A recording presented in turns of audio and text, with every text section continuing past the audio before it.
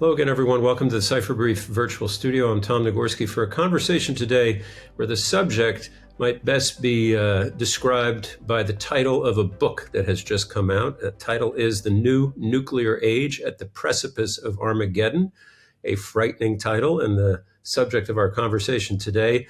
It's a concern, basically, that nuclear proliferation and new nuclear threats have us in a very dangerous moment. We're joined by the author of the book of that title, Ankit Panda. He is the Stanton Senior Fellow in the Nuclear Policy Program at the Carnegie Endowment for International Peace in Washington. As I said, the book just published earlier this month. Ankit, thank you for joining us. We were just talking a moment ago, and I'm curious, this is a book that one might be thinking about right now, given so much that's going on in the world. But I gather you got started on this in part as a result of Russia's invasion of Ukraine. Is that right? Yeah, that's right. So first of all, Tom, let me say thank you for having me on the show. I really appreciate the chance to chat a bit about the book and the ideas within.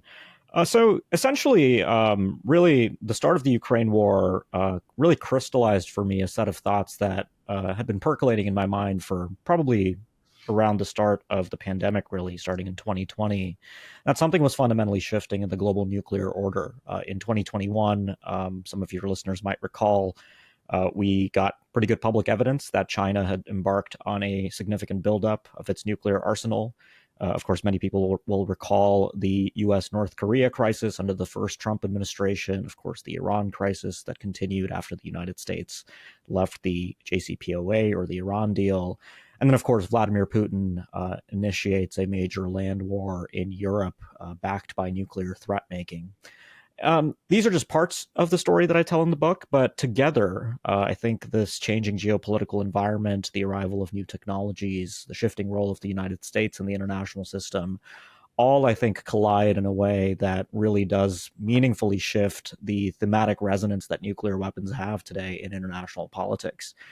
So in the book, I argue that the 30-year period that roughly followed the end of the Cold War was a period of relative optimism. Nuclear weapons receded from the center of international politics to the periphery. And unfortunately, I think beginning in the 2020s and probably for the coming decades, nuclear weapons are going to be back at the center. And so the book explains what that might mean. Well, it sure seems they are now. And just to take that piece of history you just outlined, those 3 decades, I'd love to hear your thoughts on what some refer to as the Ukraine lesson. So by which I mean, in 1994, I think it was, the Ukrainians agreed they were no longer, of course, part of the Soviet Union. The Soviet Union didn't exist. They had a quite robust, people forget how large their nuclear arsenal was. They gave it up. And to the point at which you started working on this in 2022, that lesson would seem to be, don't give up your arsenal, and maybe you should even seek to have one. Otherwise, some of the big bad boys will come after you. Forgive the flip way I put that. No, I mean, so look, I think that's a very common understanding of the Ukrainian history with the bomb. I would just add, it is true that Ukraine physically on its territory retained nuclear weapons that would have represented the third largest nuclear arsenal on Earth after the end of the Cold War when the Soviet Union broke up. But of course, the Ukrainians didn't actually have the ability to control those weapons. Right. And so in a way that wouldn't really manifest what many of us would consider to be a nuclear deterrent capability. Now, of course, there's fantastic historical work that's been done on that period. Mariana Bujarin has actually written a very good book on that particular period of history in Ukraine, the debates that took place in Kyiv at the time. Do we keep the bomb or do we integrate with the international community and not become a pariah? Of course, given the evidence and the information the Ukrainians had in the 1990s, it seemed like a prudent move to, of course, rejoin the international community and not seek the bomb and gain security assurances. But of course, I think Russia's war has, sparked this narrative that Ukraine made a mistake. And of course, it comes at a moment when many countries around the world, U.S. allies, non-allies alike, are thinking about building nuclear weapons. So we're essentially back in a world where some of those questions that President Kennedy would ask in 1963, for instance, when he famously expressed a fear that by the end of the 20th century, we'd be living in a world with 25 countries with nuclear weapons.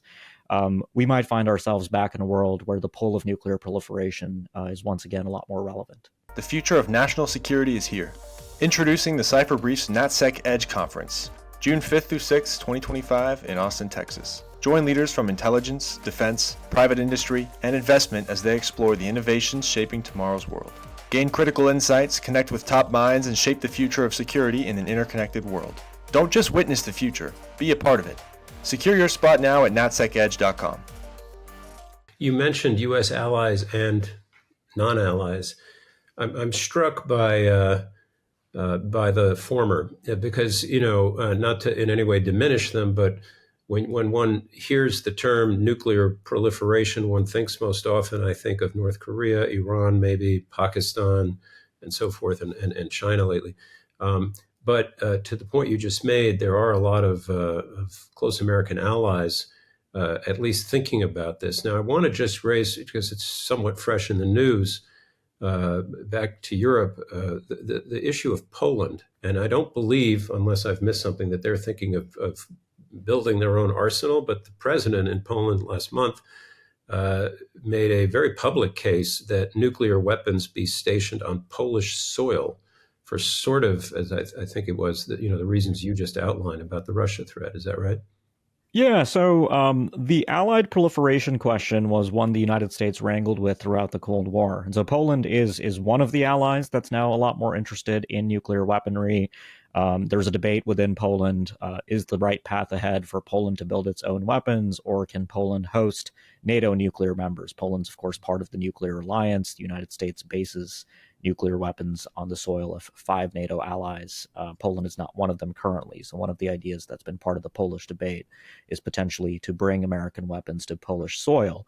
Now, the broader observation I would make is that the United States extends its nuclear deterrent to more than 30 countries around the world. And that's actually not something Washington does out of shared values or interests with these countries, although that certainly was a part of the story over the last 80 years.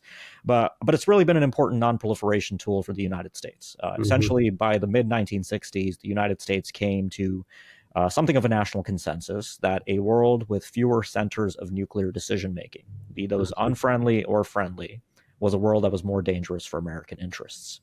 And so the United States has invested over the decades in assuring these countries, telling them that they don't need their own nuclear weapons because the United States has their back. That's been an extremely difficult thing to do. Of course, today, in the 2020s, particularly in the second Trump administration, there has been quite a bit of malaise setting into the assurance agenda. Allies don't feel particularly good about the relationship with the United States in many cases today, about the reliability politically in Washington.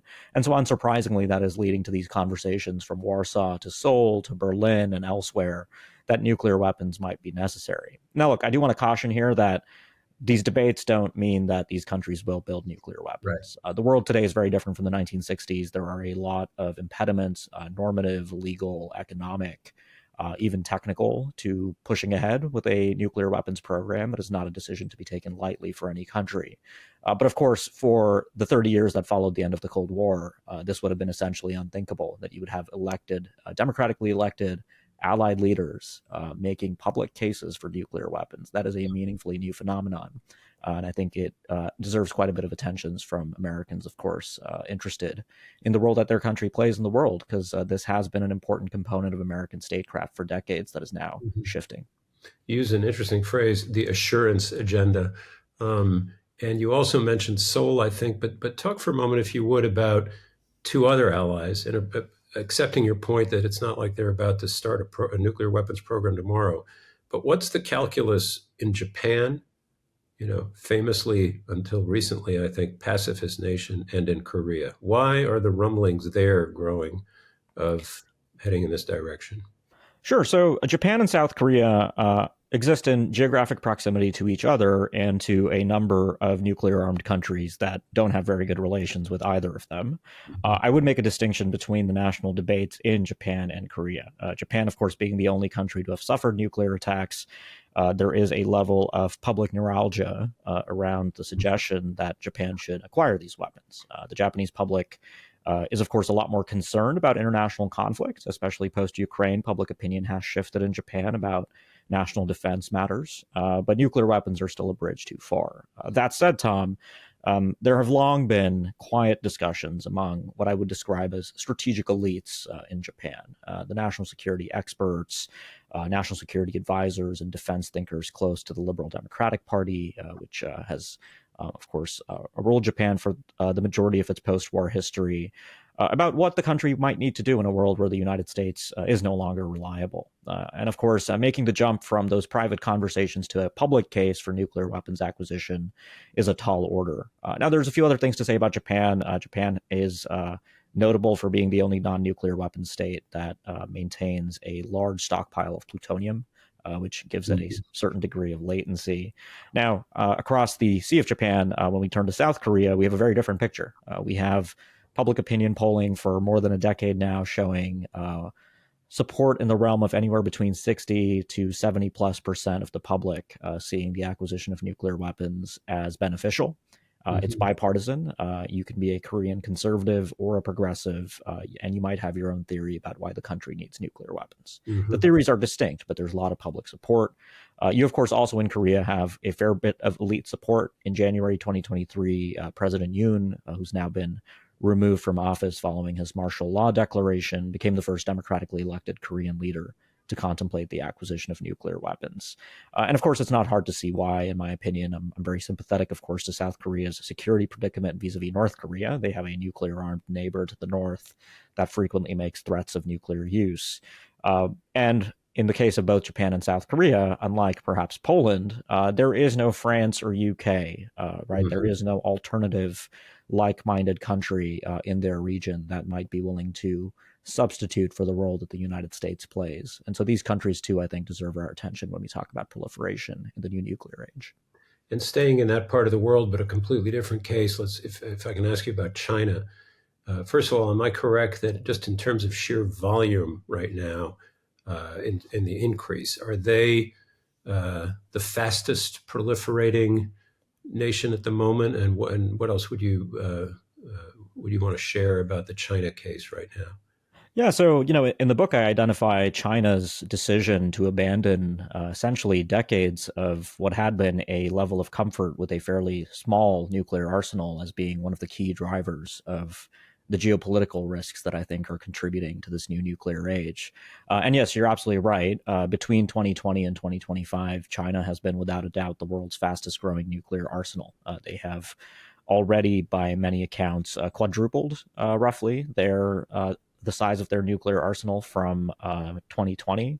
In 2019, for instance, the U.S. Defense Intelligence Agency publicly said that China was assessed to have nuclear warheads numbering in the low 200s, right? Smaller or roughly around the size of the UK's nuclear arsenal, despite being a country of 1.4 billion people with vast national resources and a very quickly growing military in all other regards. At some point, something shifted in China. We don't fully understand why. There's a big debate among American scholars, among analysts of Asian security about why China has now decided to make this change. But leaving aside the why for the moment, the what is very clear. We can see with our own eyes in satellite imagery that China is building hundreds of new silos for intercontinental missiles in the western part of the country. China is building a new set of space-based early warning satellites to support potentially shifts in its nuclear posture. And all of this is, of course, raising anxieties in East Asia and in the United States about what might need to be done. And again, really raising the salience of nuclear weapons in a way that we haven't seen since the end of the Cold War. And especially for Washington, the unprecedented situation that I think Americans are now contending with is living in a world with two superpower adversaries that are nuclear states. For the longest time, America had to worry about Russia, and we did arms control. We focused on deterring Russia primarily. China used to be what we called the, quote, lesser included case. Basically, any nuclear arsenal the U.S. maintained to deter Russia would be sufficient for dealing with China in any contingency. That is no longer true, and that's really opened up the aperture on what the United States should do going forward. And on that subject, it also has driven a lot of policymakers, right, to suggest the United States has to do more to keep pace with China. Almost, that really does seem like a Cold War redux kind of situation, no? Yeah, exactly. There is something of a brewing bipartisan consensus. If you look at the outgoing Biden administration and the incoming Trump administration, China is on the top of mind for many Americans. The book describes the many idiosyncrasies in American nuclear strategy. The United States is actually rather unique among nuclear states for how it's thought about what its nuclear forces need to be able to do. And the reasons for this are complex. They have to do with the fact that the U.S. has these allies that have a variety of expectations from Washington, but also the U.S. tries to do its nuclear planning in a way that really strongly emphasizes numbers, how many targets exist on the other side that the United States has to consider in the course of nuclear planning. And so if China's building hundreds of nuclear warheads and missiles to deliver them, that is starting to shift the way in which many in the United States are thinking about these capabilities. But in the book, I offer, alternative ways to think about this problem. I think what's really fascinating about this moment is that for the first time, I think, since the 1960s, debates about nuclear strategy in the United States are pretty wide open as we sort of adapt to this fundamentally unprecedented global nuclear environment. And then, okay, if I can ask, what hope do you see, given everything you lay out in the book and in this conversation, for reining this in any way? Or are we destined, is the globe destined to go where you mentioned President Kennedy had warned we might go, with 24 nations around the world possessing the bomb? So I don't think we're quite there yet. The final chapter of the book does end on a more prescriptive note. My day job is to think about ways to reduce and limit nuclear risks. And fortunately, there's no shortage of ideas, right? There are really innovative technologies that could be used to enable new types of arms control and verification. There's new non-nuclear capabilities that might reduce the salience of nuclear weapons, potentially giving the countries that see nuclear weapons as an appealing pathway an alternative that might not demand nuclear proliferation with all of its attendant uncertainties and costs. The big problem, of course, today is political and geopolitical. One of the predicates for arms control, as we've seen through history, is mutual interest. It is not, arms control is not a set of handcuffs that we apply to our adversaries to constrain them in ways that advance our interests. It's always been a cooperative endeavor between adversaries, right? But during the Cold War, the United States and the Soviet Union had many disagreements, but especially after the Cuban Missile Crisis, which was the most dangerous period of the nuclear age writ large, they determined that relying on deterrence without any guardrails or any supporting systems of negotiated restraint was simply too dangerous. And it took decades to get to the point that we find ourselves in today. So that is the fundamental question. How do you restore those political conditions? The book offers thoughts about why political courage is very important among national leaders.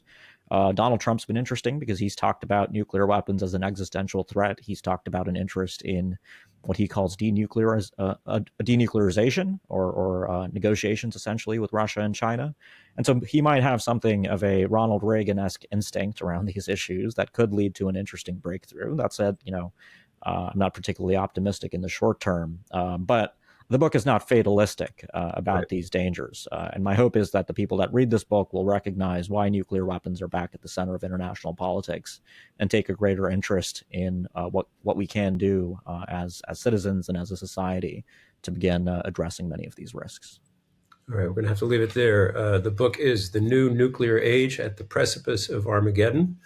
And as its author, Ankit Panda, just said, when you read it, you will find we are not yet at Armageddon. I guess that's the message. Ankit Panda, thank you so much for being with us at the Cipher Brief. We appreciate it. Thanks for having me, Tom. Appreciate it.